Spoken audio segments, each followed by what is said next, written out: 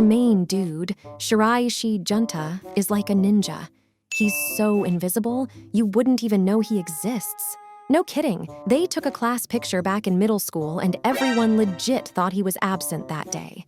But here's the plot twist. In comes Kubo Nagisa, who is pretty much a student-athlete prodigy.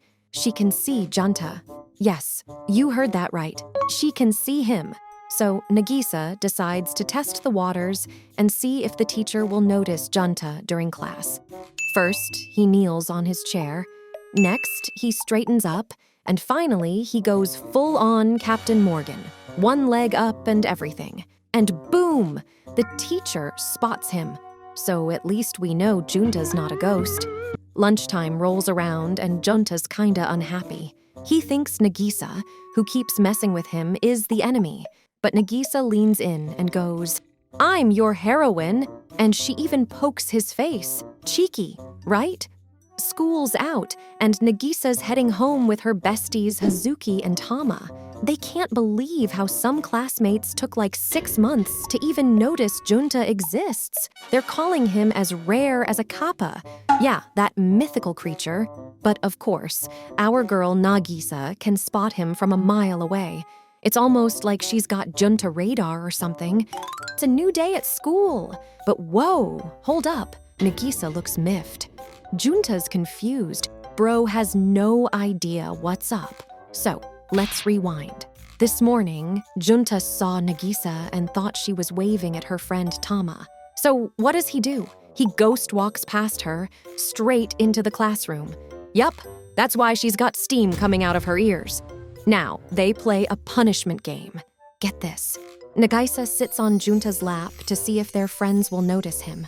Junta's brain is basically buffering at this point. Why is she always messing with him, you ask? Well, hello, she's got a crush on him for sure. Post-class, Nagisa's got another puzzle to solve. Why does Junta always go up to the teacher after class? The mystery unfolds. He just wants the teacher to know he actually exists and came to school. Get this! Nagisa realizes the teacher has never called on Junta during roll call, so she shoots up and volunteers Junta to answer a math question. Our guy is shaking in his boots. Luckily, Nagisa whispers the answer to him. It's the day of the physical fitness test at school. Junta, Mr. Invisible himself, is not excited. Just then, who shows up but our leading lady Nagisa? Junta scurries away, not wanting her to smell his sweat. But guess what? She dives in to take a sniff and says, "You don't stink." OMG, Junta's heart is doing a salsa dance.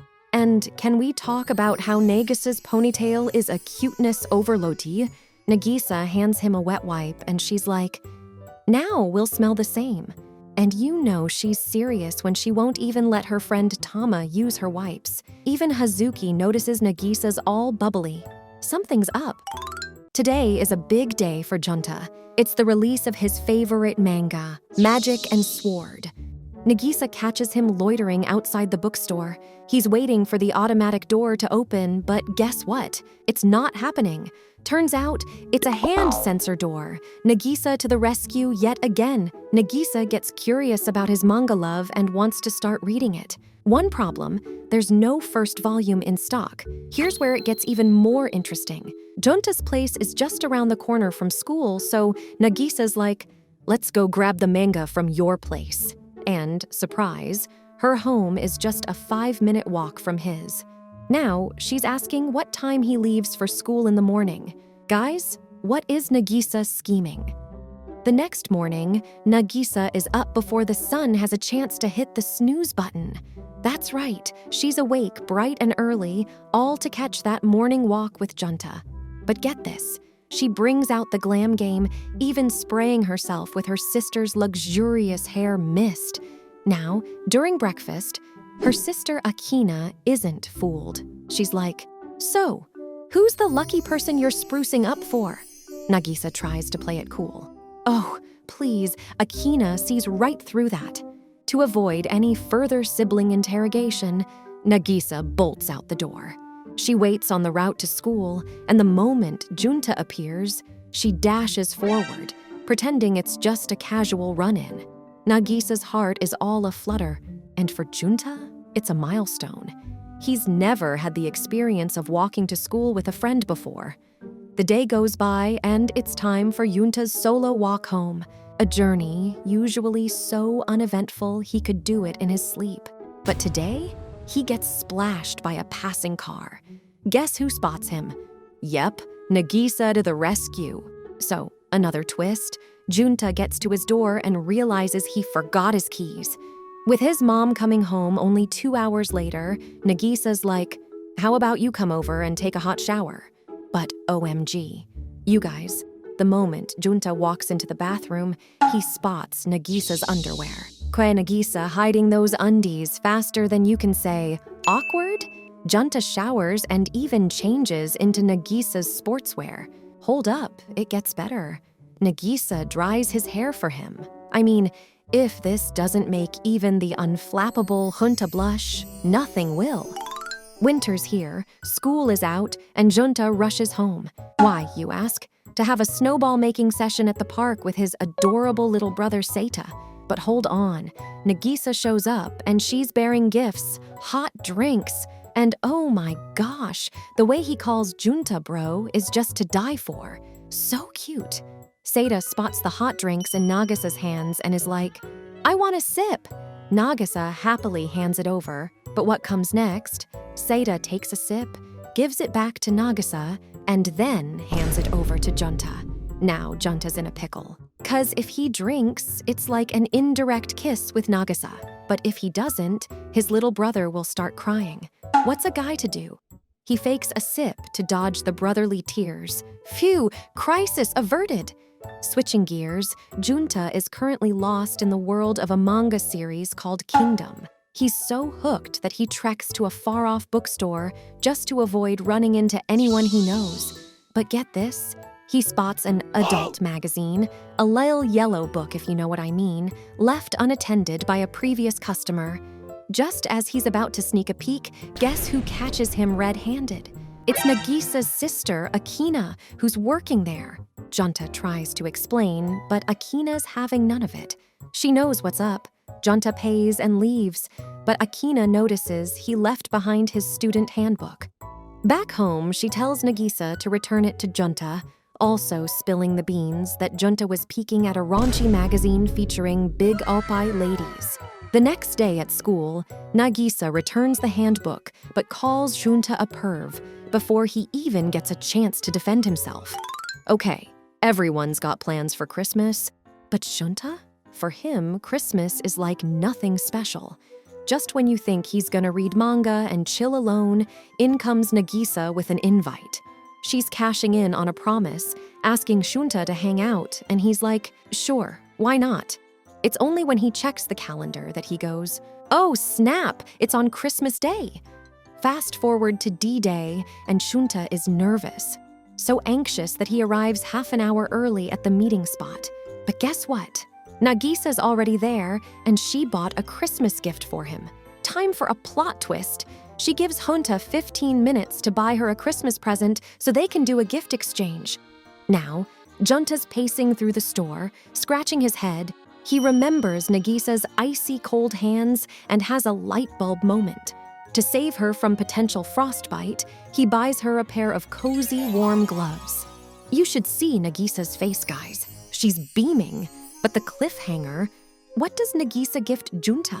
Are you ready? A super flashy, bright yellow t-shirt with the word hero splashed across it.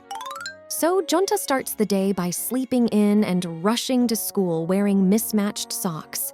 But hold up, something's different with Nagisa today. Junta can't quite put his finger on it, but he knows something's up. Fast forward to the end of school, and our boy Junta still can't figure out what's so different about Nagisa. Just then, Nagisa gets called by the teacher to help put up a poster, and guess who she drags along? Junta! He thinks if he climbs a chair to put up the poster, his sock secret will remain safe. But Nagisa had noticed his socks all along. And then it hits him. The difference is Nagisa's wearing tights today. When Nagisa realizes that Junta has been paying attention to her, she's like, over the moon. And then, out of nowhere, she asks if he's ever had a drink from the self-service machine at a convenience store. He says yes, and she literally drags him to a store. So they're at the convenience store, and guys, it's Nagisa's first time. She suggests they each get a drink and swap. Junta's like, that's kinda too intimate for me, nope. She goes for a matcha latte, watching it get made like she's 5 years old at Christmas. It's adorable. Junta, however, decides to keep it simple and buys a meat bun.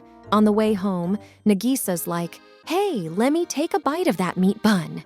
Junta is ready to tear it in half, but she just bites it and bounces. So he's there, standing like a lost puppy, wondering how to finish this half-eaten meat bun. And then, someone bumps into him and the bun falls to the ground. No meat bun for Junta. All right, fam, hold on to your seats because today is Valentine's Day. The guys in the school are all hoping to get chocolates from the ladies. Now, Junta doesn't expect to get anything, but wait for it. He finds cookies in his drawer. Junta's in total disbelief. He checks the drawer like 5 times, thinking, is this a prank? And then he starts to wonder, could these possibly be from Nagisa? But he doesn't have the guts to ask her straight up. Nagisa flips the script and asks him if he's received any Valentine's chocolates. When he says no, she gets super excited, and then she drops this bomb. She tells him that the cookies were made with a lot of effort by a girl, and he must eat them all. What Junta doesn't know is that the mysterious cookie chef is none other than Nagisa herself.